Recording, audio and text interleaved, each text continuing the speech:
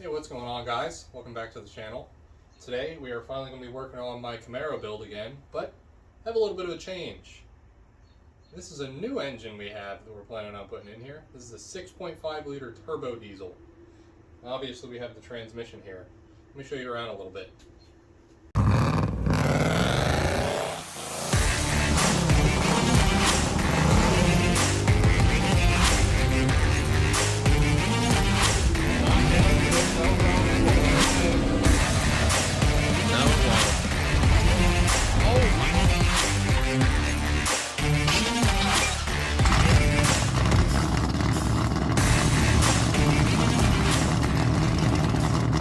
So obviously we have the Super T10 that we just rebuilt in the last video, and we have a bell housing, which is not the right bell housing for this, but we're going to use it as a temporary bell housing just to test fit everything.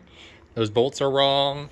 If you look here, there's a gap between the bearing retainer and the bell housing, so that's not right. That's what centers the transmission. But this is what's new. 6.5 liter turbo diesel engine that I'm going to be dropping in this Camaro because why not? Sounds like fun, right? We're going to turn this engine up a little bit. I will be opening up the bottom end and making sure the mains are not cracked where the bolts go into the block. They have a pretty bad habit of cracking, so we're going to pop that open and make sure it's good. This is a 599 block, which is supposed to be one of the better blocks for that issue, but it's in pretty good shape. It sat outside for a little bit and there's just a touch of surface rust. It might be hard for you to see because I oiled the cylinders to keep them getting worse.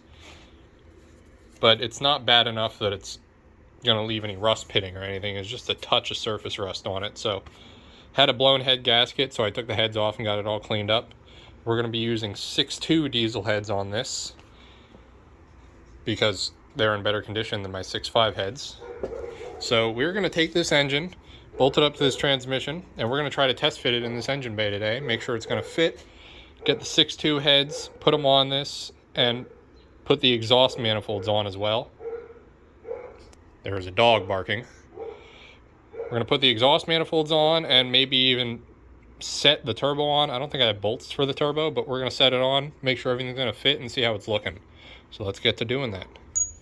All right, we got our chain on here, and what looks like a decent place. I can't really bolt it back here, and the chain's not big enough for the head bolts. So hopefully that bolt right there holds up.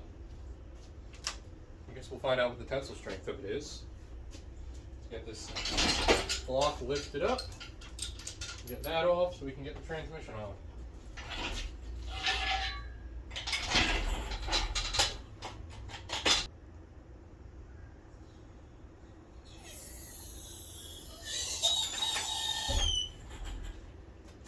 That's far enough.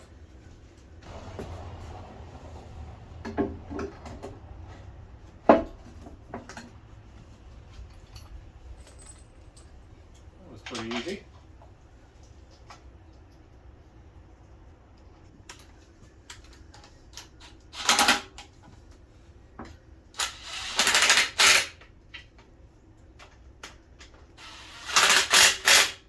There you go. It's all bolted together. Let's lift it up, see if we can slide it in the engine bay. Hopefully this isn't too much of a hassle. I have read that technically these engine mounts should just line up and set down on there, so we're going to see that. We have to make a custom cross member, so I'm just going to use the jack to hold the transmission up for now until we get that done.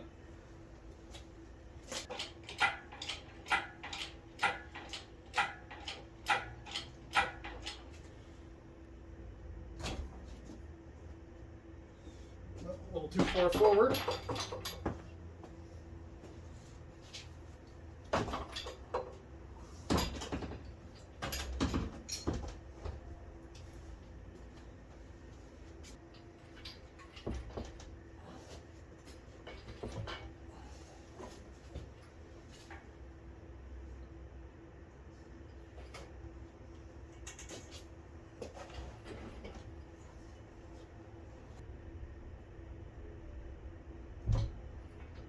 It's working.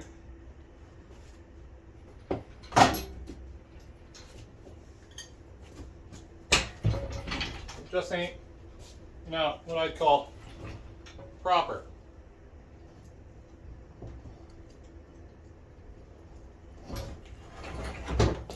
See if I can reposition this quick.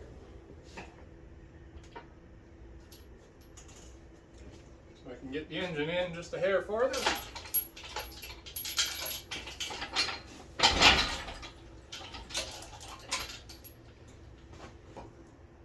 Although it looks like it might be bell housing that's causing the issues. And the temporary bolts we have that are too long because they're hitting the firewall.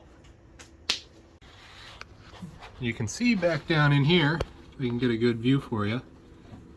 That right there is our little spacer and bolt coming off the bell housing. Real hard to see in there. That is hitting that little lump on the firewall right there where my finger is. I got the right bolts now, so we're going to take those and swap them in there. You can kind of see down there, real hard to get a nice view. There's the mounting bracket for the slave cylinder. That was kind of hitting right over here. We got that passed, and I think that's going to be all right because these Camaros had one of those from the factory, so it shouldn't be too much of an issue. But I'm going to pull this out and get those bolts swapped out with the shorter ones that are actually supposed to be in here, so we can see if it's going to drop all the way down in. The only thing blocking us is like a ½ inch of the oil pan, so if we can get past that, we'll be good to go. All right, we got those other ones pulled out and we got these new ones put in, which should give us enough clearance, hopefully, in order to get that oil pan passed and get this dropped in. Let's try it again. Okay, it's in there and it's sitting on this mount at least. Go over to this side. You can see that one's not lining up. That's mostly because the starter hits right there, which we should be able to come in here, just take a notch out and put some flat in there in order to box it back in, give it some rigidity again. And if we go down under here, kind of hard to see, an oil pan is hitting the cross member right there in order to come forward far enough, which there's a high chance we can just take a notch out of that oil pan, which I'd much prefer rather than taking a notch out of the cross member in the front. We'll see how that goes, unless we go ahead with the tubular cross member we were talking about, which might fix all those issues. I don't know, I don't know the measurements on one of those. I don't even know, maybe they sell a mini starter for one of these so we can get some more room over here for piping to run. Because we're already looking at it being fairly tight. So what I want to do quick is I'm going to pull the engine out again. I'm going to take the starter off and the oil pan off. I'm going to mark where they hit first before I pull them out. That way I can have an idea. And then the starter, when this sits down, it's going to go this way more. So the starter might move over this way enough that it clears, but I'm not sure. So maybe I'll have to try to test fit that again after we pull the engine back out and then drop it back in where it's sitting properly. So let's pull it out now and see how our clearances are looking. We look like we got plenty of room there for when that drops down. It should still clear. We're just looking at taking a slice out of that. Hopefully it comes out as easy as it went in.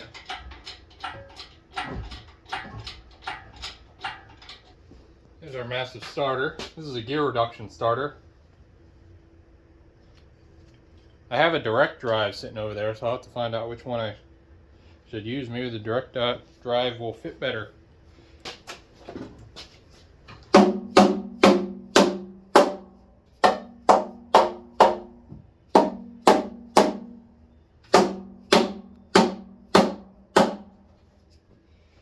Well,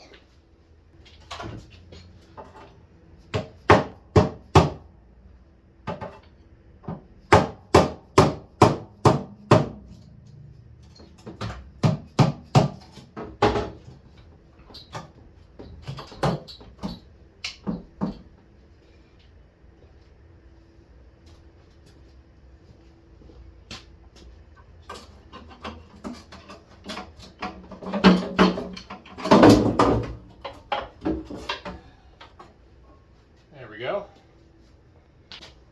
All right, now we should be able to slide it back in there and see how it fits up.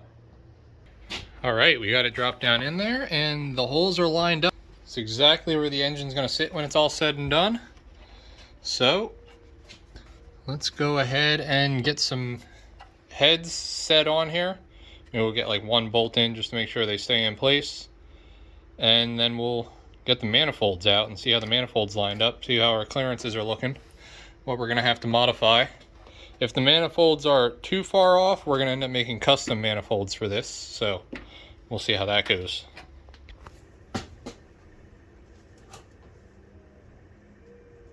I'm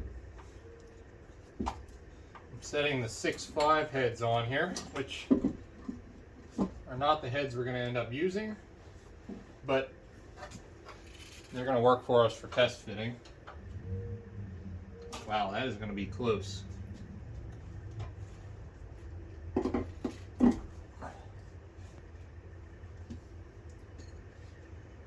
Side's a little better. One head bolt. We're just going to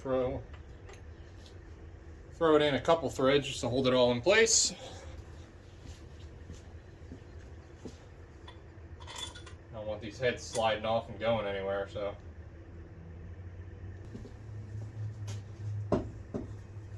This looks like this is going to be the real tight manifold, but it looks like it'll work. Just might have to get this goddamn speedo cable out of my way.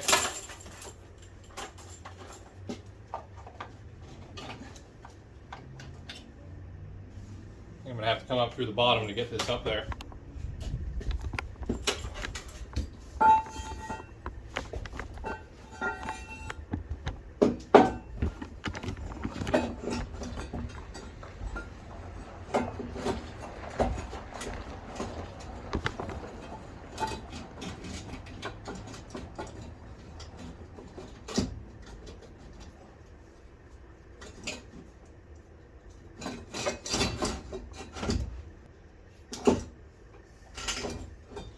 Well, it's sure as hell a snug fit, but I can make that one work. I'm going to have to cut the bottom off and weld the V-band on, like I was planning on doing anyways, because I'm going to upgrade the crossover pipe. But it will work. Right now, the one little triangle that pops out the side. Let's see if I can slide it out and show you. Right now, this right here is hitting where the lower control arm bolts up. Just hitting it right there, just barely. And I'm going to chop this all off, end up probably moving up farther and welding the V-band on in order to run 2.5-inch pipe all the way out. So I'm not too concerned about that. So we know we can make this side work. Let's see if we can make the other side work. Now this side, there's a lot more going on. So this might be more of a pain. I don't even know if we can fit just that flange in there. If we go like this.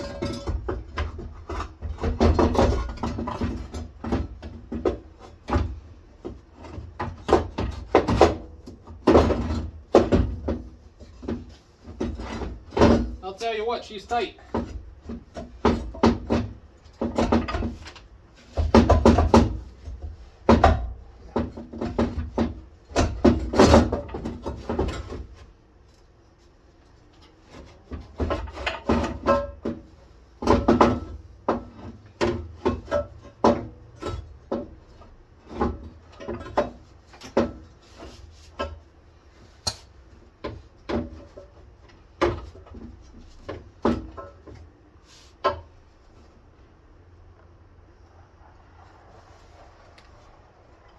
Well, I think that settles that. We're going to end up having to go custom manifolds because you see that right there, how it's already hitting? Well, we're not even close to far enough over to where we need to be. So that's going to go custom, which means we can pretty much run our exhaust any way we want. Probably end up coming straight forward, putting the turbo somewhere around the battery location because the battery goes in the back of this vehicle. So the turbo is probably going to go over here somewhere behind the headlights. I'll take that pipe and figure out the best way to run it over here so we can get it over. That'll probably be best. Now I gotta get this thing out of here.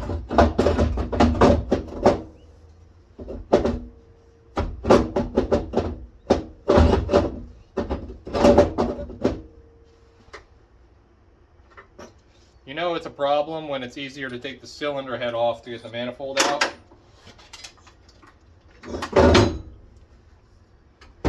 Than it is just to take the manifold out.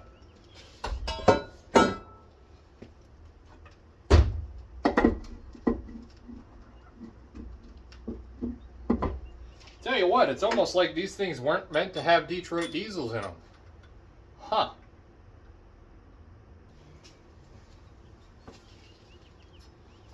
Here's a slight idea.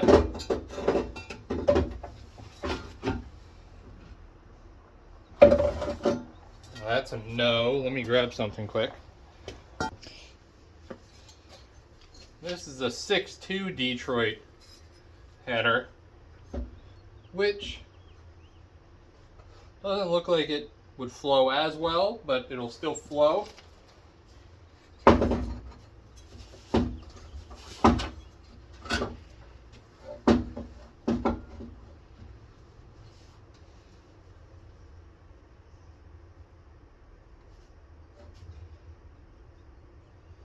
That would work. It's not touching our cross member. It's only hitting right here. You chop that off, come right up to the turbo. Just a little forward log. Let me see about the other side. So this is the manifold that was on this side going this way. We're going to see if we can do that with it.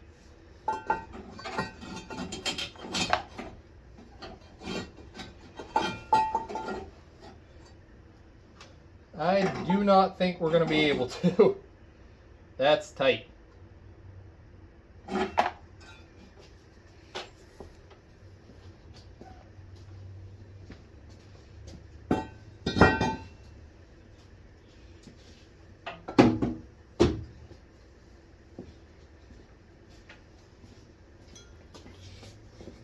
What about this? This is the manifold I just had on the other side.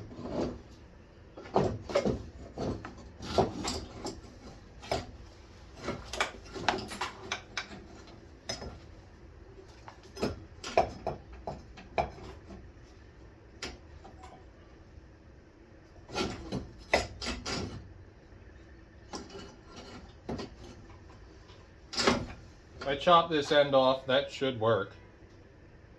And then I chop the end off the other one. I can run this one down and over. And then on this side,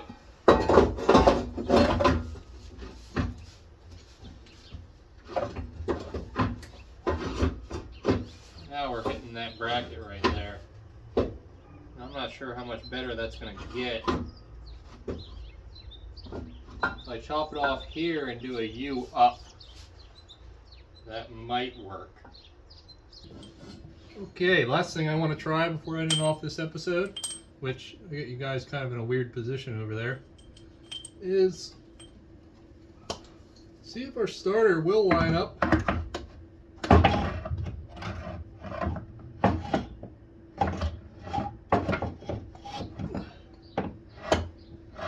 Wow, I thought it was going to be closer than that. It is way off. Alright, I just whipped out these starters here. This right here is a gear reduction starter.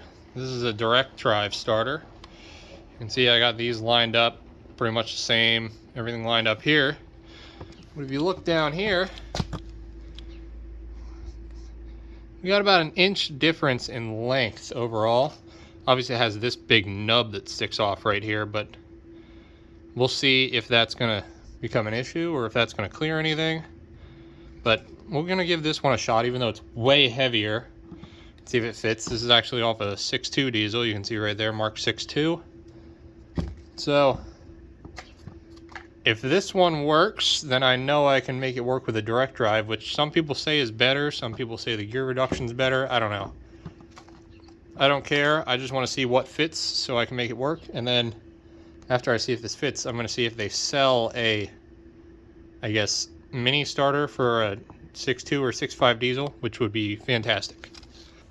Okay, now we're over in this hole with the direct drive starter, which weighs significantly more. Oh wow. Yeah, with the direct drive starter, we're talking about taking maybe a 1/4 inch. We could probably get that off with a grinder. Barely need to take any amount of material off, which is way better than the gear reduction. So if I can't find a mini starter, I can make this direct drive work no problem. As you can see, it looks like this is gonna work. Obviously have to do a decent amount of custom work because this is a pretty big engine to fit in that tiny engine bay, but so is a big block Chevy. So we can definitely make it work. And I think it's a lot of fun to have a 6.5 diesel in a 3rd gen Camaro. So next episode, you're probably going to see us doing some custom work. I might start working on the manifolds, seeing how I can get those going. We'll be making a cross member for the transmission. And maybe we'll get to work on the oil pan. There's a few things we got to get to work on. So we'll get to that in the next episode. Thanks for watching. Subscribe if you haven't already. Have a good day.